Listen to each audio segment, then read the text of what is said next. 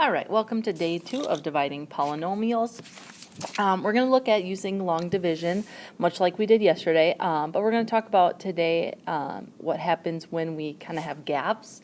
So like in this first example, looking at the bottom number here, or second value, I should say. So this one right here, that has a z to the third, but it doesn't have a z squared, then it has a z, and then it has a regular number. Okay, and long division doesn't really work when you are missing one.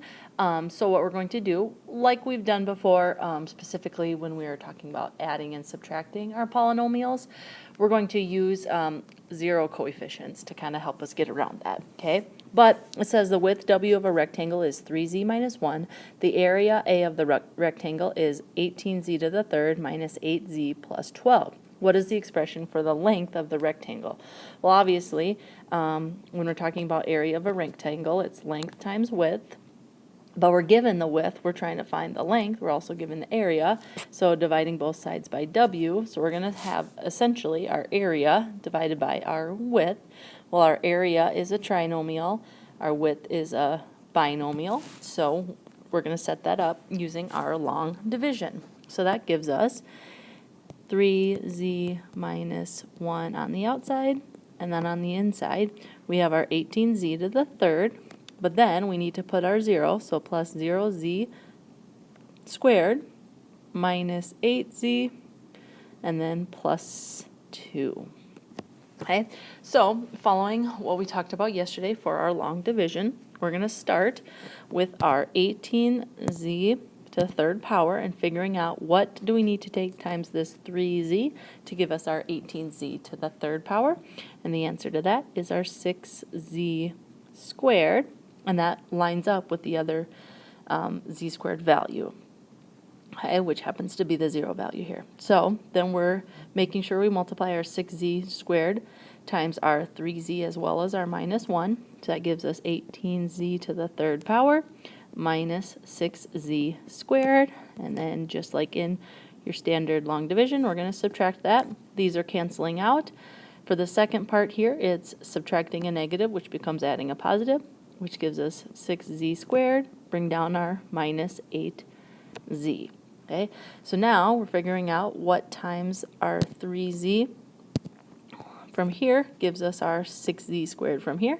The answer to that is a positive 2z, so we're putting that above the other z value, and then foiling it or distributing it, which gives us our 6z squared minus 2z. We're subtracting, so we have these canceling out. Negative 8 minus a negative 2 becomes plus 2, so we're at negative 6z.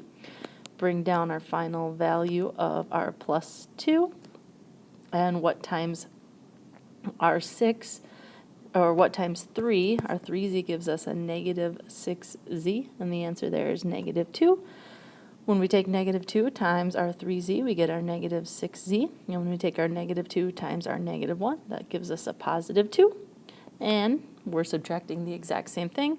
Everything's canceling out, leaving us with a 0, so there is no remainder, which means the length of this rectangle is 6z squared plus 2z minus 2.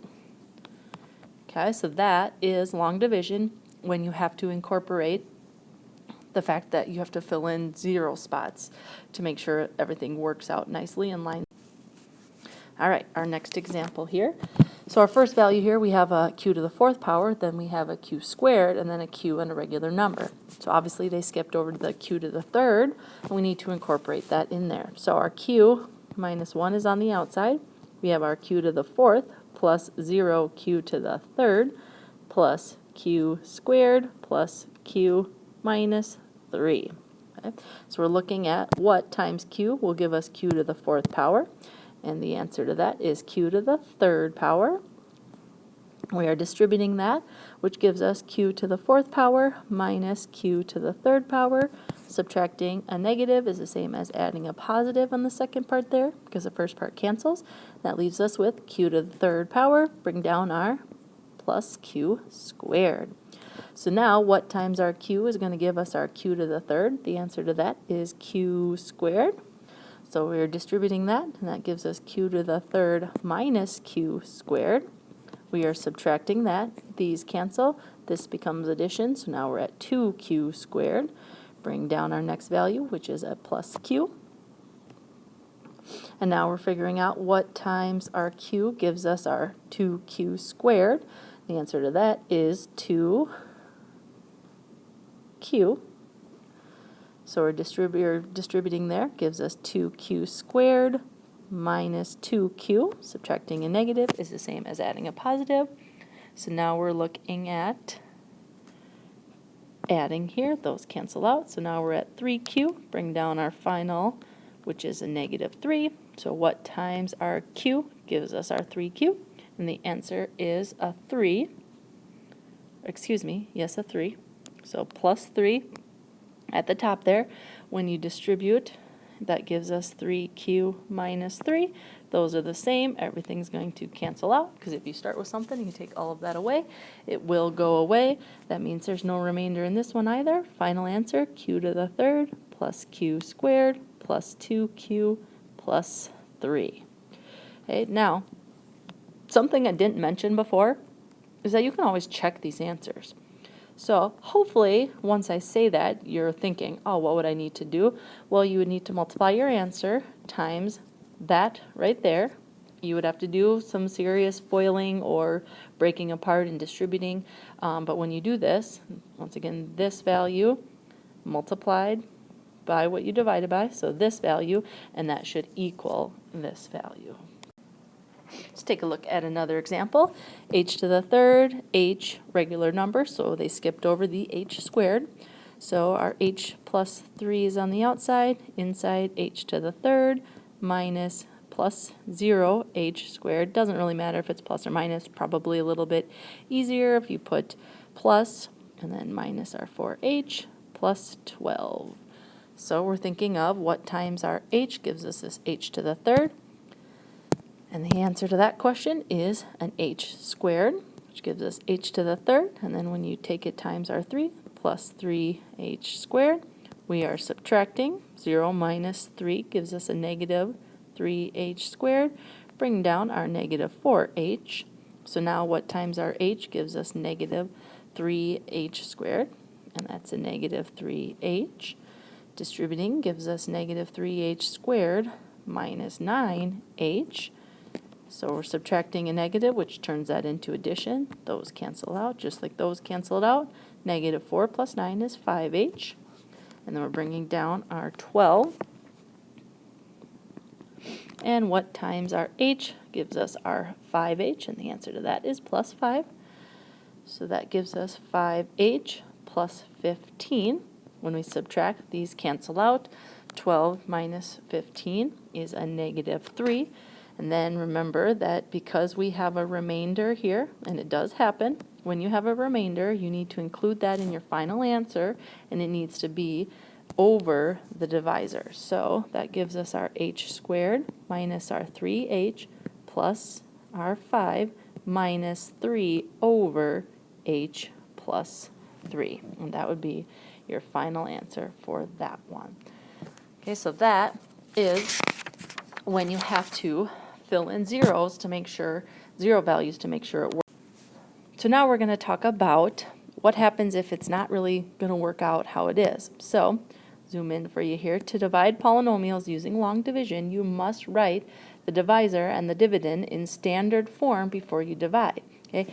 So once again, standard form, all the other ones were really already in that, but standard form is just decreasing your exponents. So make sure you have your highest exponent, and you always finish, and you go downward, and you finish with your regular number. Well, in this one, both of these need to be written.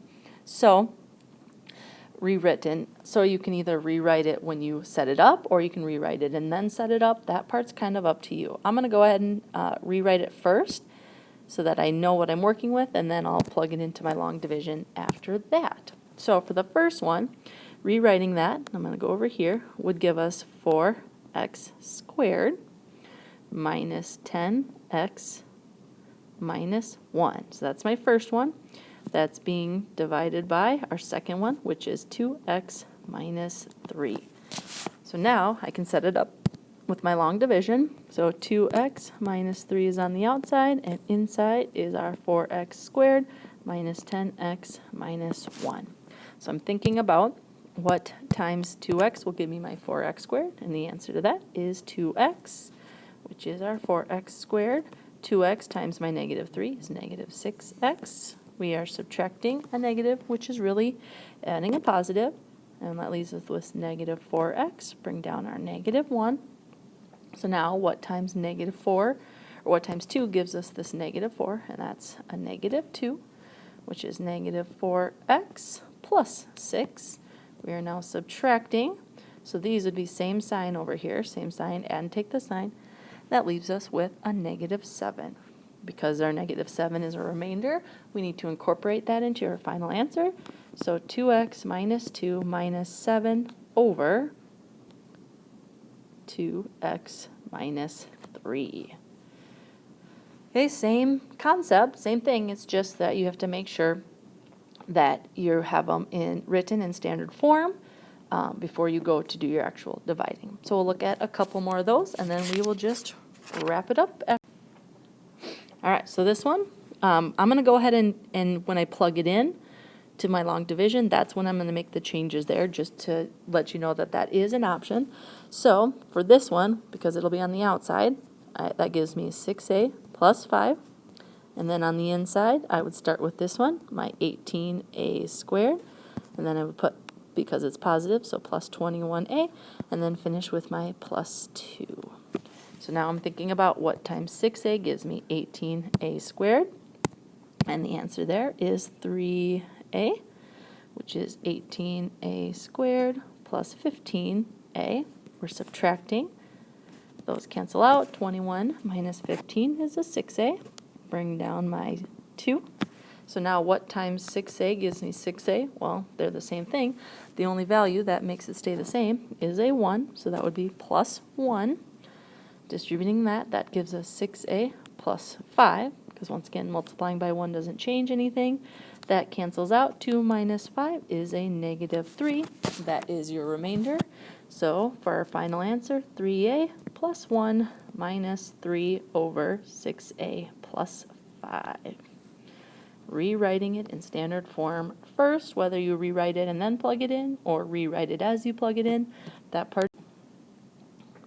All right, so that was our final example. So this is just your concept summary, just kind of wrapping it all up, step-by-step process. The great thing about videos is you can pause it if you feel like this is something you want to write down, or you can take a screenshot of it as well to have as a guide moving forward. So when you're dividing a polynomial by a polynomial, step 1, arrange the terms of the dividend and divisor in standard form. If a term is missing from the dividend, add the term with a coefficient of 0, both things we just practiced. Step 2 is to divide the first term of the dividend by the first term of the divisor. We kind of talked through this differently. We didn't really say specifically division. My mind tends to think more about what do I need to multiply comparatively, but this is just another option for you to think about it. Okay, step 3 is to multiply the first term of the quotient, which is above the house, by the whole divisor and place the product under the dividend. That is definitely something we did over and over and over again. Step 4 is to subtract this product from the dividend, also something we did over and over again. Step 5 is to bring down the next term, what we did over and over again. And then, just like what we did, you repeat steps 2 through 5 as necessary until the degree of the remainder is less than the degree of the divisor. And it's just kind of a natural ending. We didn't specifically use that terminology, but you get to a point where you can't continue to divide, and I think that'll be pretty obvious to all of you. So that is going to be how we wrap up dividing polynomials.